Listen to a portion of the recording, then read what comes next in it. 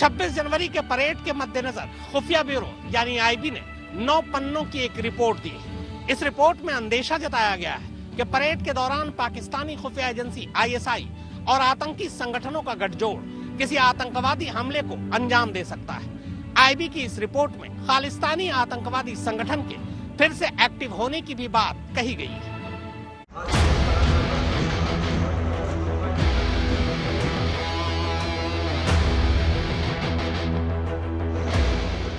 राजपथ पर होने वाला गणतंत्र दिवस का परेड वैसे तो हर साल ही नापाक निगाहों को बहुत तेज चुभता है और हर साल ही इस परेड पर सिक्योरिटी थ्रेट कुछ ज्यादा ही रहती है।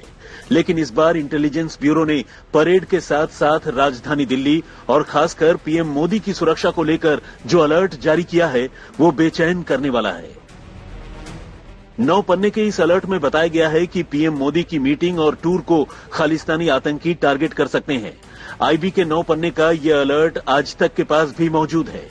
चूंकि 26 जनवरी को होने वाले परेड में कजाकिस्तान, किर्गिस्तान, ताजिकिस्तान, तुर्कमेनिस्तान और उज्बेकिस्तान जैसे देशों के प्रतिनिधि अतिथि के तौर पर शामिल होने की तैयारी में हैं, आईबी ने दिल्ली पुलिस को इस सिलसिले में भेजे गए एक अलर्ट में 32 पॉइंट के एसओपीज सुझाए हैं, जिनमें ऐसे तत्वों के खतरे के साथ साथ इनसे निपटने के तौर तरीकों से जुड़े सुझाव भी शामिल हैं। ऐसा नहीं है कि गणतंत्र दिवस का परेड या पीएम मोदी सिर्फ खालिस्तानी मिलिटेंट के ही निशाने पर हैं, बल्कि लश्कर-ए-तैयबा, जैश-ए-मोहम्मद, हरकतुल मुजाहिदीन और हिजबुल मुजाहिदीन जैसे आतंकी संगठन भी परेड में गड़बड़ी फैलाने या हमला करने की साजिश रच सकते हैं। आतंकी भीड़-भाड़ वाली जगहों पर तोड़फोड़ या हमला कर सकते हैं।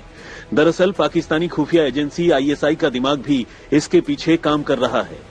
आईएसआई खालिस्तानी आतंकियों के साथ साथ इस्लामिक गुटों को भी एक मंच पर लाने की कोशिश कर रहा है ताकि दहशतगर्दी का साझा प्रोग्राम चलाया जा सके।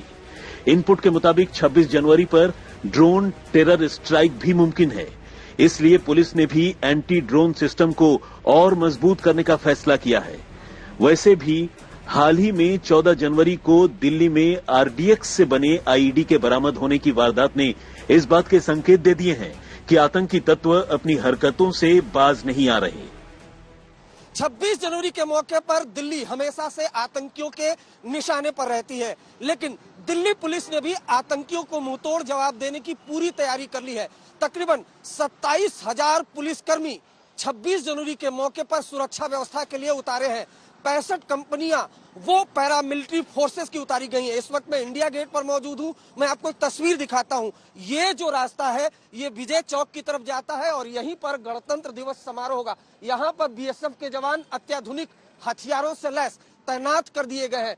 इसके अलावा संसद भवन के आसपास की जो मेट्रो स्टेशन है, खासतौर पर सेंट्रल सेक्रेटरिएट, उद्योग भवन, पटेल चौक, यहाँ पर जो एग्जिट एंट्री गेट है वो बंद रहेगी। दिल्ली के जो बॉर्डर है वो आज शाम से आम लोगों के लिए सील कर दिए जाएंगे। तो कुल मिलाकर बात की जाए तो 26 जनवरी के मौके पर दिल्ली में सुरक्षा के पुख्ता इंतजाम किए गए हैं।